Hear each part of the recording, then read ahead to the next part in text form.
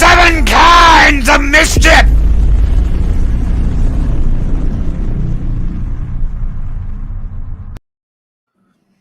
Huh, I love doing that every week. Greetings, one and all, and welcome to Good 7 evening, Kinds of everyone. Mischief. Good evening. How is everybody out there doing? I hope you are all doing well. Someone out there just went out like, holy shit, look, he blew his voice out when he did that. Well, I just did that. Because see, I didn't do that when I recorded it. So I've been I'm like, oh, screw it. I'll just add it in there after that. So, yeah, anyway. I hope you all are having a wonderful night. No mic problems now. No. I have a new Blue Yeti. Don't jinx yourself. Yeah, I know. I have a new Blue Yeti. It is black. It is not silver, but it is hanging here on my boom arm, my extra strength boom arm that holds the Blue Yeti in place. So hopefully nothing will happen. Yes, no jinxing. Knocking on wood. Knocking on wood. I am now knocking on wood. Welcome. Somebody started fireworks. Twinsies. Yes. Twinsies. Adega and I are twinsies. But yes, we are back, ladies and gentlemen. We have stories. We have spooky stuff for you tonight. I know my good friend Adega. I'm gonna. Yeah, the audience is now deaf. Psychodorf 9. Yeah. Let me welcome everybody. Dave Bob, my brother from another mother, Dave Bob, Psychodorf 9. Oh, I'm sorry. Psychodorf 9. Sherry, Purple Valkyrie, Chris Persia, just another red shirt. Good evening, everyone. I hope you guys are kicking. Punk Waddle, what is up, Punk Waddle? How are you doing, brother? Andrew 46 and 2, Ghost Rider, greetings, Stuart Mitchell, Luis Sparrow. Good evening, Luis. I hope you guys are all having a great one. Pat S, how are you doing, my brother? Chris Persia, the Bash brother from the north, the Catman, D.D. Myers. I hope you all are having a great evening. Hello, everyone. Mark the Infinitely Tired, who's going to get tased really soon. Really soon. We're going to come out from behind as he's like joking and, joking at one of those games. We're going to come out and just be like, we're going to tase him. He's going to start looking behind his back while he's playing games. Mary, like, where's Loki? Where's that bitch? Oh, what? No, I'm not, Loki. I'm not. Yes, you are. You're going to get tased again. It's going to happen. Crimson Wolf, good evening, Crimson Wolf. I don't know what I hit, but I hit something. Something popped up, and I hit something. I lost my screen. I'm back now. All right. What are we doing tonight? What are we doing? What do we got going here, Adega? Well, I'm going to run this by you because I think I've talked a little bit a while ago about, what is it? Gosh, it's slipping my mind now, the exact name. Time slips, where you're projected forward or back in time. And the people there in England have a lot of it happening there. But it's all over the world. And this is odd. Now, you probably think I'm just nuts and part of being sick and my brain going wired. I don't drive much at all anymore simply because of the way things are. But my wife's car had broke down. We went to the dealership and we got a loaner. They're having some real difficulty with this thing. It's a new purchase and they can't figure out what's the problem, even though they've been able to reproduce it. So it's just going to sit there. We got a loaner, and I dropped her off to get the loaner, and I was driving our van back. And I told you guys that we live in a real small place, so it was a little bit of a drive. No one's really on the road. But I got on the freeway, 2 lanes of it, and I looked back, and there was a truck in the passing lane, just a regular small truck, and 2 cars directly behind me. And 150, 200 meters behind me, no one's really tailgating. And it's one of those old country roads where you get 2 lanes here, 2 lanes on the other side, and in between there's a massive grass area for plowing snow to push off to the sides. And I look back in my mirror, and the truck's in the passing lane, like I said, and I looked forward to, and then I looked back in the mirror just a second or two later, and the truck wasn't there. So I'm one who always looks at every car. I look in the mirrors to see where the other drivers are looking, just to make sure I don't get in any trouble. So I looked between the two cars that were behind me. It wasn't there. There were no turnoffs. The truck was just gone. So I started second guessing myself. Am I that sick where my mind is starting to see things? Or was there a time slip? Or is something very unusual? It's just one of those weird things. And I know everyone has them every once in a while. Usually there's a simple explanation. Maybe I just really wasn't paying attention. Or maybe something really did happen. Well, that got me to thinking. There's stories in the past and of people that disappear or have different time slips or different other situations where, I could get into some really bizarre ones. People often think of Roanoke, but they actually figured out what happened with that group, and the whole group decided to join with the natives that were in the area. Their posterity, they were able to track down the gene code, so that one's been solved. They didn't end up missing. The one I'm going to share tonight, our Canadian friends will probably know quite a bit more about it than I do, but it still fascinates me. Actually kind of spooks the bejeebies out of me sometimes. I don't easily get spooked, but it's weird. The only thing that's ever happened to me like that is I'll have a dream about something. It's very specific. I will be having a very specific conversation or something with someone, and then months down the line, I will be having that conversation and go, "What the hell?" People talk like deja vu.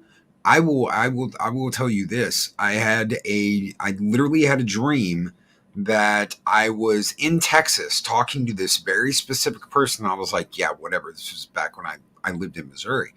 And I was like, I woke up and I was like, yeah, whatever. That's never going to happen because I'm never going to move back to Texas. And then suddenly I'm back in Texas and I'm having this conversation with this person. I go, holy fucking hell. I had a dream about this like 6 months ago. Right. This right. exact conversation. And it's not deja vu. People want to call it deja. Oh, you're just having deja vu. No, I had a dream. No. I woke up. Precognition. I remember it. Yep. It's not uncommon. I've had it. Most people have, whether or not they care to believe it or remember it. But that actually is a thing. This one here, though, is just a little different. It's not like a missing truck. It's like a missing whole group of things. So it's not real long. And like I said, some of the Canadian people are going to know this story. It's not a great mystery that I dug out of some arcane book like I usually do, but it's very cool just regardless. Our tale begins on an Arctic evening back in November 1930.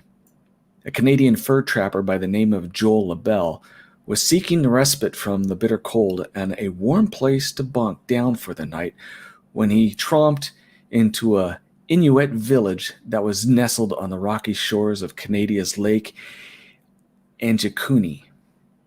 LaBelle had visited the area before and knew it to be a bustling fishing village full of tents, rough-hewn huts, and friendly locals. But when he shouted a greeting, the only sound that returned to him was that of his own echo and his snowshoes crunching through the icy frost. LaBelle tensed. He had the instincts of seasoned outdoorsmen, and he could sense that something was seriously amiss. And most people, when you have that, you know something's wrong. It usually is correct. LaBelle could see the ramshack structures that were silhouetted under the full moon, but he saw no bustling people, no barking sled dogs, nor any other signs of life.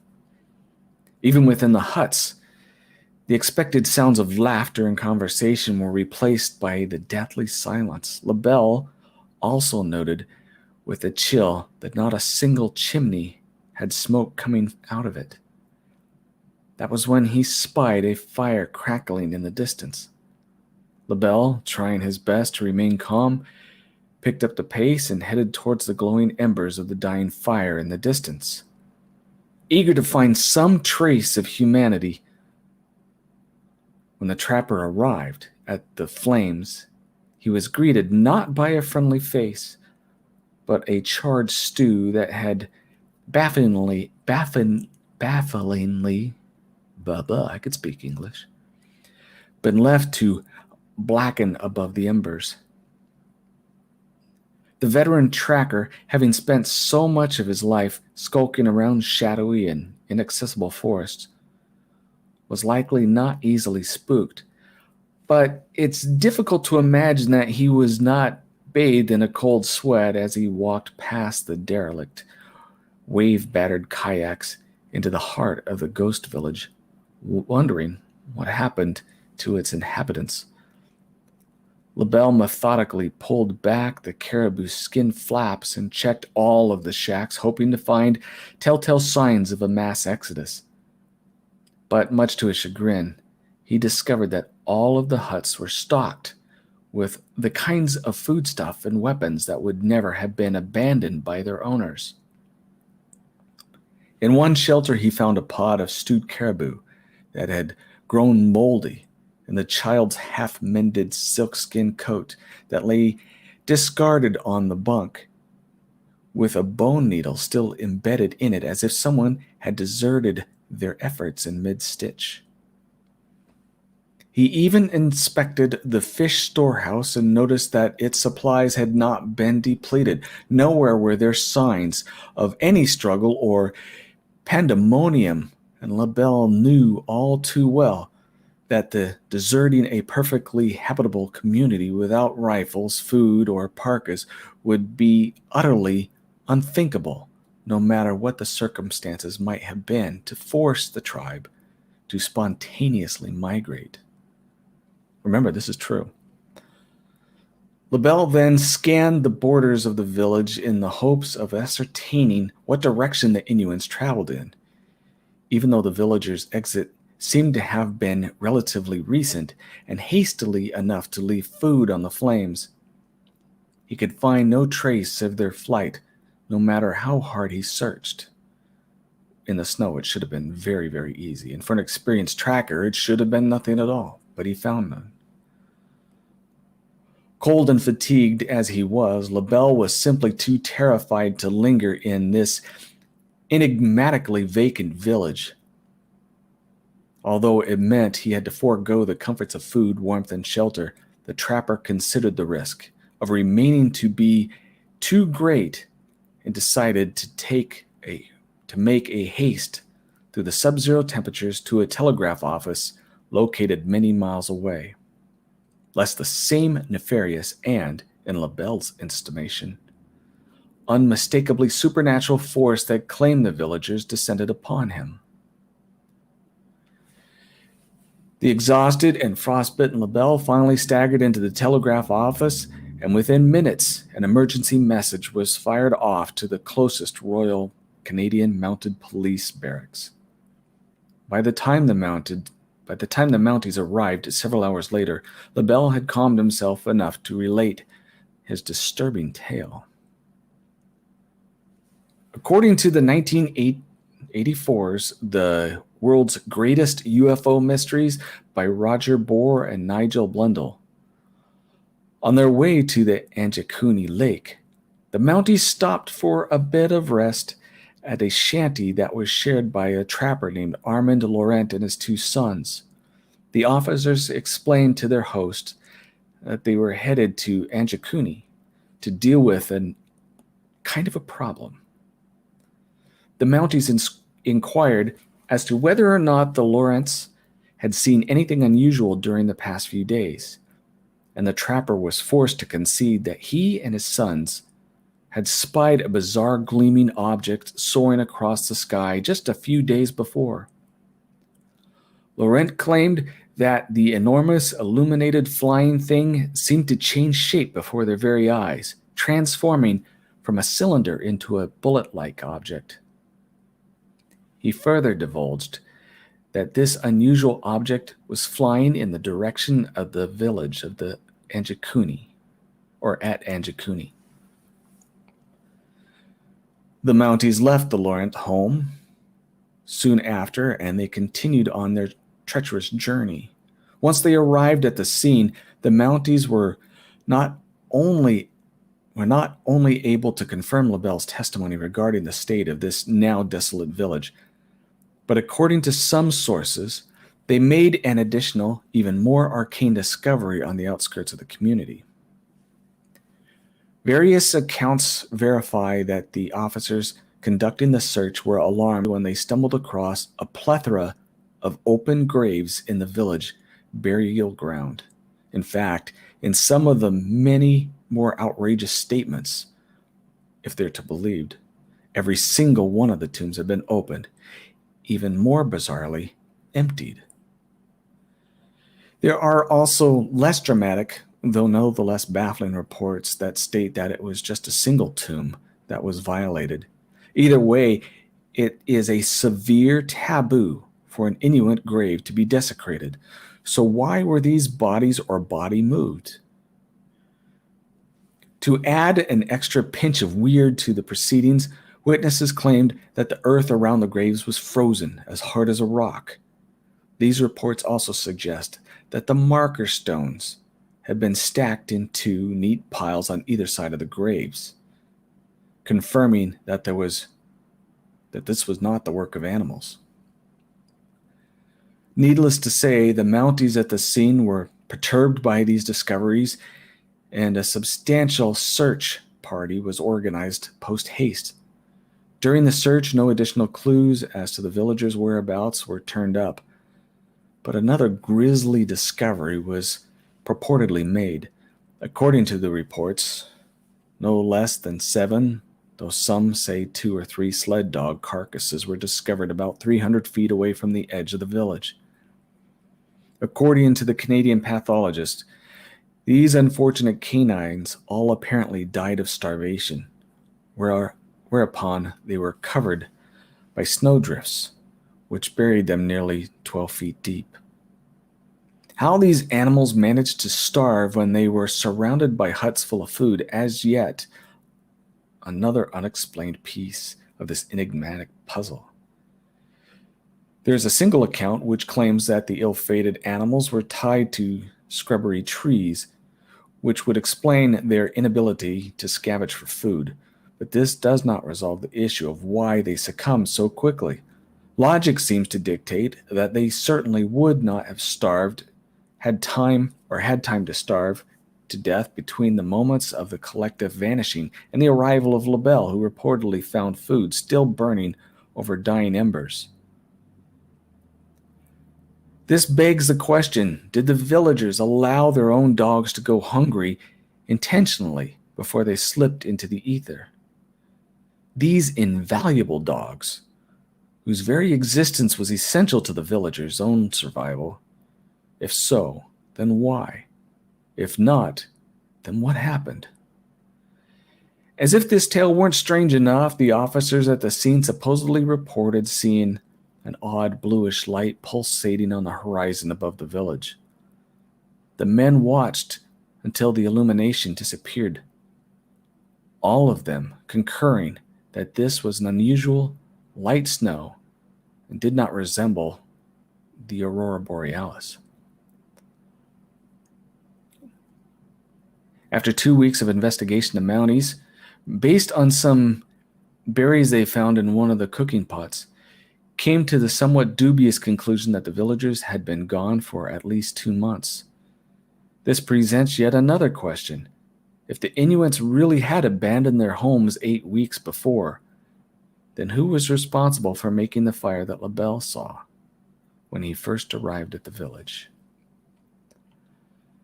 I found that quite a bizarre story, and in the process of finding this one, I actually found others where entire villages had disappeared, including one place. It was 1500 BC that had disappeared, and maybe I'll go through this sometime. But they found glass that had formed with radioactive material inside the glass, indicating that at 1500 BC, there was a nuclear explosion, a deliberate one. But anyway, I'll leave you with that mystery tonight. It's really interesting, the disappearance of the people in the village and kind of rolling into the story I'm going to talk about. Thank you. All Thank you righty. very much, Adega. All right, so, ladies and gentlemen, without further ado, we are back over at Creepypasta. And the story we are going to be reading tonight is called An Ancient Terror is Stalking the Irish Countryside. Give me 1 second. I'm going to put it in chat. It is right there in chat. This is by Finn McColl. Have you ever heard the legend of Arbuthnot, the Irish vampire? Probably not, but no doubt you will be familiar with Bram Stoker and his seminal work Dracula, first published in 1897 and adapted so many times since in literature, radio, TV, and film. Stoker's famous tale was, of course, set in the province of Transylvania, but what most people don't realize is that the story was at least partly inspired by Arbuthnot, an Irish legend rediscovered and published by Patrick Joyce in 1880. Many centuries ago, in pre-Christian times, there was a tradition amongst Irish clans of spilling and drinking animal blood in ritualistic sacrifices. There were practical reasons for this macabre tradition too, as blood would have been drunk or mixed to create cakes in order to supplement the population's poor diet. Historians will argue that vampire legends originate from these ancient rituals, with such tales becoming corrupted and embellished over time. But they're wrong. Arbuthnot is real, and I've seen it in the flesh. His story begins in the 6th century AD. Arbuthnot was originally a deformed and cruel Gaelic chieftain who practiced black magic and terrified the subjects of his small fiefdom. Located in the townland of, and I hope I said this correctly, Slaughterby in rural County Derry. Arbuthnot ruled over his kingdom from a fortified wrath and was notorious throughout the land. Known as an evil and paranoid tyrant, he trusted no one, not even his own wife. Convinced she was having an affair, he fell to his death while trying to spy on her, and he was buried upright, as was the Gaelic tradition at the time. But the vile chieftain would not stay dead. He returned to the townland the following day, demanding each of his subjects give some of their blood to sustain him. The people were terrified and so complied with his orders, providing Arbuthnot with fresh blood every night. But eventually, the people grew tired of submitting to the monster's wishes, and so they secretly sent word to a rival chieftain called Caithin, begging him to get rid of Arbuthnot once and for all. Caithin agreed and attempted to make good on his promise, duly dispatching the vampire at the point of his sword. However, it didn't work. Once again, the bloodsucker was buried, but again he rose the next day, demanding blood from the terrified locals. Caithin repeated this grisly task several times over, and on each occasion, Arbuthnot rose from his tomb. Caithin soon realized the futility of his actions and so sought counsel from a holy man in the neighboring village. The priest confirmed that Caithin already suspected Arbuthnot was undead, and so could not be killed by any mortal man. The best he could achieve was to prevent the monster from coming back. Therefore, he instructed Caithin to bury his adversary upside down and cover his tomb using a stone with magical properties known as elect. Caithin succeeded in his task, and, much to the joy of the local people, Arbuthnot was no longer able to stalk the land and demand their blood as a tribute. The holy stone remained to mark the vampire's tomb for the next few centuries, but eventually it was removed, instead being replaced by a mighty thorn tree which was similarly blessed to ensure that Arbuthnot could not rise from his grave.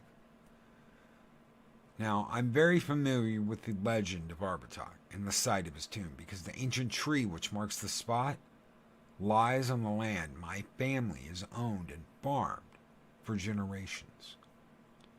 The old thorn tree on the edge of our farm was a subject of fascination for me growing up. The land around it was dead, yet there was a tree living on it, maintaining a foreboding presence on the edge of our farm. My father avoided it while carrying out his daily rounds, and my mother only spoke of the tree in whispered, fearful tones. Our parents told us to keep clear of the old tree, but of course we didn't listen. My brothers and I dared each other to climb or swing from the branches or dig up its roots, but our nerves always got the better of us. We never dared to approach it after dark. I tried once, but could only get within 10 yards of the trunk before I fled. It wasn't just the foreboding nature of the old tree and the frightening legend attached to it that scared me. There was a strange feeling I would experience whenever I approached that spot.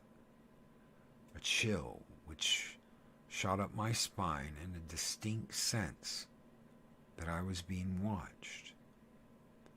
And the longer I stood there, I began to imagine voices in my head, a sinister call trying to draw me in. I would never make out any words, but then I never stayed there long enough to find out. In time, I chose to ignore the sinister thorn tree and forget whatever legends were associated with it. I told myself it was just my childish imagination running away with me, even though deep down I knew this wasn't the case. But I grew up and moved to Belfast for university when I turned 18, temporarily forgetting all about the old tree and any talk of vampires and ancient curses. Years later, I moved back home and took over running of the family farm after my parents became ill and could no longer manage the workload. I still remember one of the last things my father said to me on his deathbed. He said to avoid the old thorn tree. Don't farm around the land where it's at, and never, under any circumstances, cut that tree down. I was shaken by his words as they seemed to breathe life into the old legend and my childhood nightmares. But I honored his last wishes.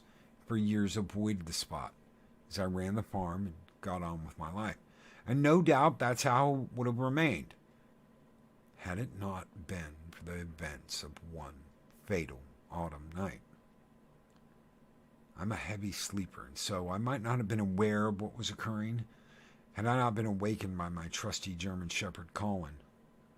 At about 3 a.m., my dog began barking maniacally and scratching at the front door, indicating that he'd heard someone or something outside.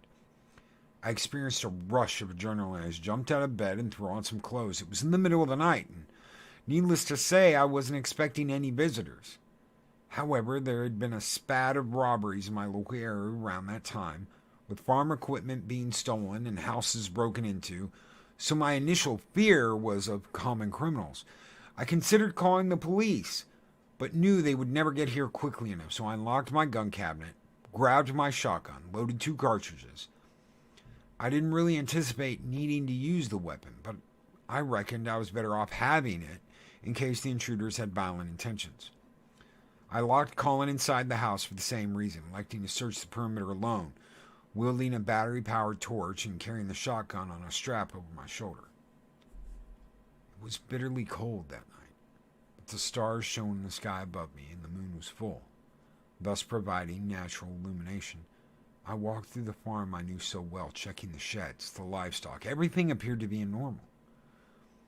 I should have felt relieved to find my property intact, but instead my anxiety only increased as I approached the boundary of my land.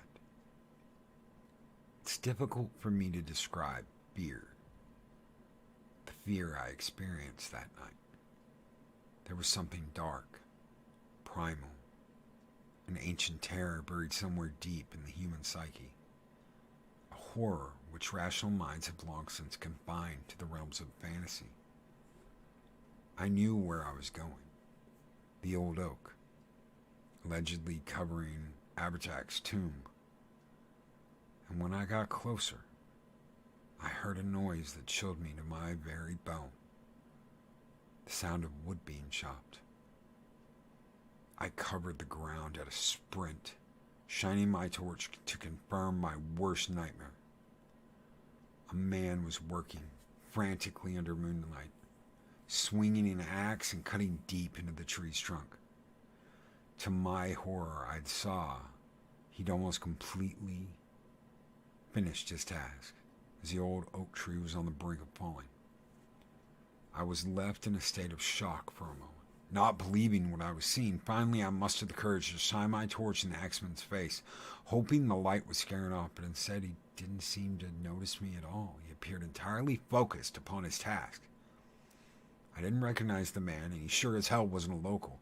He appeared disheveled, with ripped and soiled clothing, a filthy matted beard, and a crazed look in his dark eye. He continued chopping, perspiring and breathing heavily as he took each swing. Couldn't imagine how long he'd been at it or how he'd been able to do it. The torchlight had no effect on him, and so I called out at the crazed man, "Who are you? What the hell do you think you're doing?" I shouted angrily. My words had the desired effect, making him stop mid-swing as he looked up in shock, only noticing me for the first time. He glared at me across the void, temporarily looking like a deer caught in the headlights, before he opened his mouth to speak. "I have no choice," he exclaimed maniacally. "He speaks to me in my dreams. His voice is in my head. I can't stop. I must set him free. It's the only way." My worst fears were confirmed. He'd come for him, obviously believing the legend of the tomb. Clearly, I was dealing with a madman, and he needed to be stopped. "This is private property," I cried, trying to project confidence in my voice. "You need to stop what you're doing right now or face the consequences." The intruder surprised me by laughing loudly in open mockery of my words. "You really think that's an option? He must be set free. It's the only way." After that, he swung his axe once again, slamming its head into the shattered trunk. My fear soon turned to anger as I couldn't comprehend the man's behavior. In an instant, I pulled the loaded shotgun from my shoulder and aimed it at him. He moved at the last possible second to avoid the buckshot, and damn, he was fast. He ducked sideways and rapidly approached me from the left side. I desperately tried to re-aim. Before I could act, he grabbed the shotgun, easily pulling the weapon from my hand and leaving me defenseless. I tried to run, but he was on me in an instant, knocking me down into the mud and pinning me on the ground. His vile face was only inches from mine, with the blood from his last victim dripping down from his fangs. The stench off him was nearly unbearable, and I could barely breathe. I couldn't believe how strong he was. As my desperate attempts at squirming free were in vain, I was entirely at his mercy. Somehow, I managed to plead for my life through quaking lips, speaking just one word: "Please." He laughed in open mockery as he continued to hold me down, his cold reptilian eyes surveying me like I was a piece of meat. "You are nothing but a pathetic worm," he sneered. "Just like the rest of you, weak, stupid cattle. For years, I have been trapped beneath the ground, only able to observe as your kind continues to breed and destroy my earth. But after all these long centuries, I am free. I continued to shake uncontrollably, unable to move or speak as tears rolled down my cheeks. I was sure he meant to kill me, to drain my blood and leave my blood in the dirt. But as it turned out, he had other plans for me. "You may cease your pitiful performance, you lowly worm," he sneered in disgust. "I have decided to show you mercy. Had I not already fed, I would take pleasure in drinking your blood, but instead I will give your pathetic existence meaning. You may go forth and tell your people that I have risen. Tell them that I have returned to claim what is rightfully mine. Tonight is only the beginning, and soon blood will spill across all these lands. I looked into his hateful eyes and knew he was serious. He despised mankind and blamed them for his suffering. Any means to wreak bloody vengeance in the form of his domination. I nodded my head meekly and closed my eyes. A moment later, the pressure on my chest and wrist was lifted. When I opened my eyes, he was gone into the night, leaving me bruised and shaken in the mud. I have no desire to become his emissary. Nevertheless, I've tried to warn people of the deadly threat he poses, only to be mocked and called crazy. I phoned the police immediately after the incident, but unsurprisingly, they didn't believe a word of it. I was questioned at length over the dead body found on my land, but eventually got released without charge. Given the bite wounds on the dead man's throat, the PSNI concluded that he'd been the victim of an animal attack, and they put out an alert for a rabid dog. I've also spoken to clergymen from both denominations, only to be accused of heresy. So all my warnings have fallen on deaf ears, and in the weeks which followed, there have been a spat of attacks on livestock. 2 missing persons reported. What's more, there have been reports of hunchbacked figures darting through the streets of Garbagh and Dungiven late at night, terrifying locals and prompting frightened parents to keep their children indoors after dark. He is on the loose and he won't stop. Not ever. As long as he has access to fresh blood, he'll continue to cause mayhem and terror throughout the country. I'm racked with guilt at my part in letting him escape, knowing I should have done more to confine the monster to his tomb. And now I'm desperate, hoping against hope that somebody on this forum, someone listening to this, will have the knowledge or ability to stop him once and for all. Please help me before this monster kills again.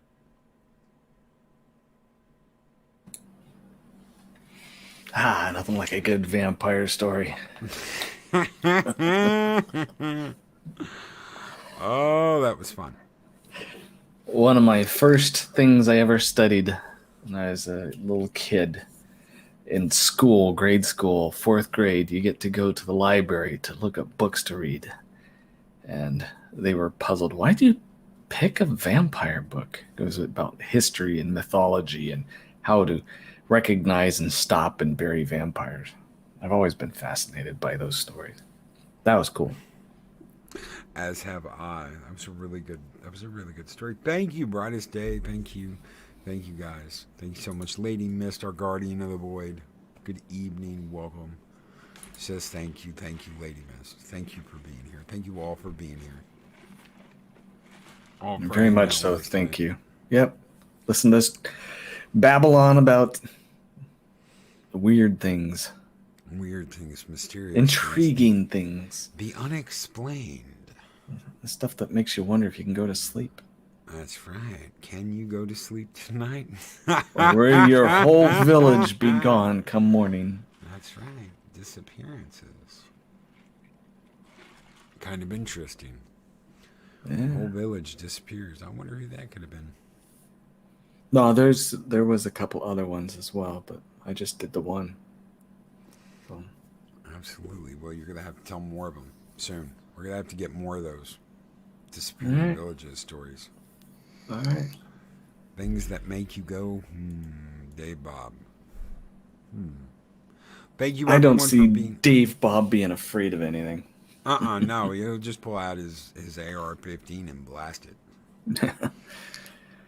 He's got. I know he's got to have some silver bullets sitting around somewhere. Silver should work, right? It's pure metal. That's what they used to tell people. It depends on the story. That's right. Did you ever see those kits? Before yes. We get out of here? Yes. Okay, I showed you those. Yes. Some of them are real too. Yeah, some of them are real. The Vatican, the church used to sell vampire hunting sets. And Yep. you'd get like a little pistol with silver bullets and holy water and garlic and all kinds of stuff. Essence of garlic, and Oak steaks. oak stakes, and silver, and yeah, a cross. And they used to go to the church and get them. You vampire hunter, professional vampire hunters. It meant something. Yeah. Well, to let you know that there's something going on besides superstition Oh that yeah, causes these stories to arise. I do have a little 7 Kinds of Mischief banner. I had that. Oh, cool. Nice up in the corner. Hell yeah, that'll work. Thanks for being here, everybody. Thank you everybody for being here. I've forgotten more about what I'm doing than I think I've. Yeah, most people learn shit. Thank you everyone for being here tonight. Thank you for coming. Thank you for listening to stories. You all are great. You all are wonderful. Check us out in the morning. I'm going to have a show with Dave Bob, Rambling Canuck, Purple Valkyrie in the morning for it's going to be one of the last show reviews we ever do on a Friday. We've only got 2 more. We got this one, which is going to be a real good one. There's some really good episodes. Stardust and Sugar Dirt are 2 of the best episodes in Space Above Beyond. So they are 2 of the very best episodes. Don't miss that out tomorrow. What do you got going on, Dega? Same old stuff. Let's see. Not much. Just writing and kicking back and enjoying time with you. Periodically, people invite me onto different shows, but nothing really scheduled, you know. I can't say that. I hang out with Steven for his Babylon 5 thing on Mondays. Heck yeah. Heck yeah. And that's coming up Monday, folks. Moderator, yeah, you got it. You got it. All right, check out his store. Thank you very much, Chris Persia. Thank you, Wrenches, for throwing out the links. Adega's store is in the chat at www.adegaoutlaw.com. Check out his store. Thank you. The link is in chat. Your books are on there. You've got some stuff from Teespring on there. You got a shirt? Yep. Hell yeah. Hell yeah. I'm going to have to show you how to do the glasses because I want that mark on the glasses. We got to get you some glassware up there, bro. Well, like I told you before, that shirt was for me and it just stayed up. So things are selling. I'm surprised. Heck Really yeah. am. Heck So, yeah. thank you all. I'm not surprised. But then again, hashtag Loki was right. It's not hashtag blame Loki. It's hashtag Loki was right. We're going to get some shirts with that on it too. Gosh, I'm feeling the ego of that head swelling. Hashtag blame Loki on the front. Hashtag Loki was right on the back. Absolutely. Absolutely. Guys, take care. Have a great one. Please come back and see us again next week. You guys make this show rock. Thank you so very much. And we're getting out of here. So I'm getting out of here. Dega's getting out of here. We're getting out of here. Later, everybody. Have a great evening. Be excellent to each other. And always speak friend to enter. Good night. See ya. Good night. Good night today. Bye. He's got to find the switch. Turn it off. These videos are tremendous. Like, comment, and subscribe, and hammer that notification bell.